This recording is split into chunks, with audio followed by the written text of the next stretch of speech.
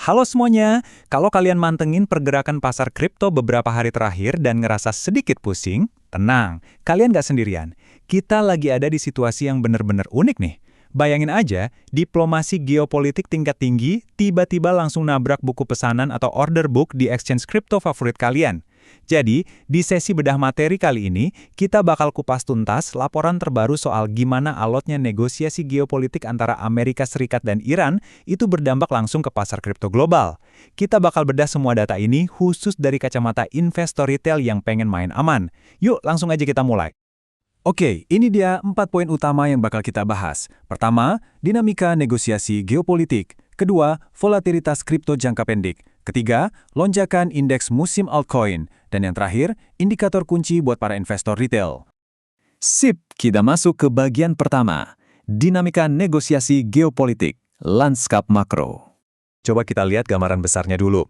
Berdasarkan laporan terbaru yang ada, Presiden Trump secara eksplisit bilang kalau dia nggak bakal buru-buru buat capai kesepakatan damai.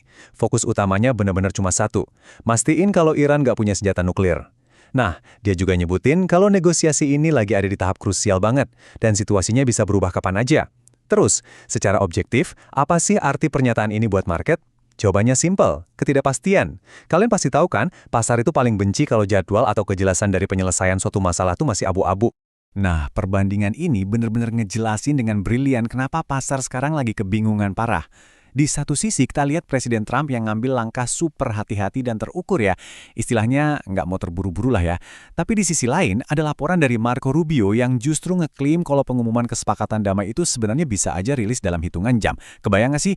Kontras tajam antara narasi kehati-hatian sama janji rilis instan ini tuh nyiptain semacam vakum informasi.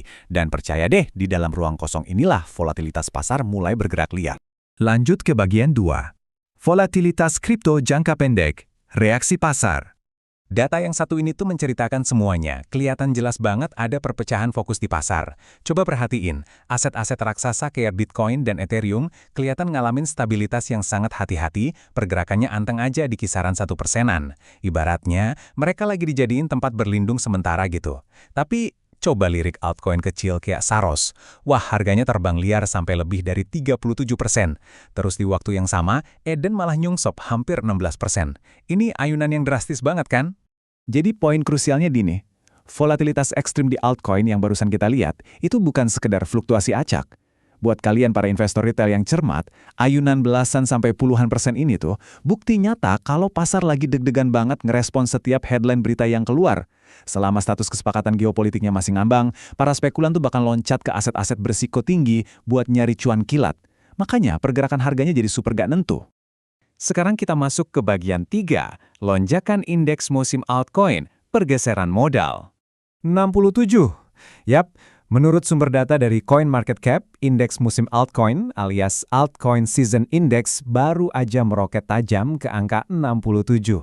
Sebagai pengingat aja nih, angka ini tuh merepresentasikan kemana aliran uang pintar atau kadang-kadang ya uang spekulatif lagi bergerak. Kalau kita lihat grafiknya, indeks ini tuh lompat jauh banget dari angka 29 langsung ke 67 dalam waktu yang super singkat. Terus apa maknanya buat strategi kalian? Lompatan ini ngasih sinyal kuat kalau modal lagi mengalir deres banget dari aset-aset yang dirasa aman menuju aset yang jauh lebih beresiko. Ini tuh tanda klasik dari perilaku spekulatif yang dipicu sama ketidakpastian global.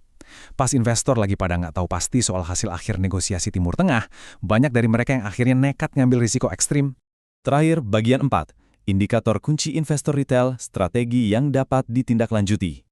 Oke, dari semua kekacauan tadi, gimana caranya kita ambil sikap?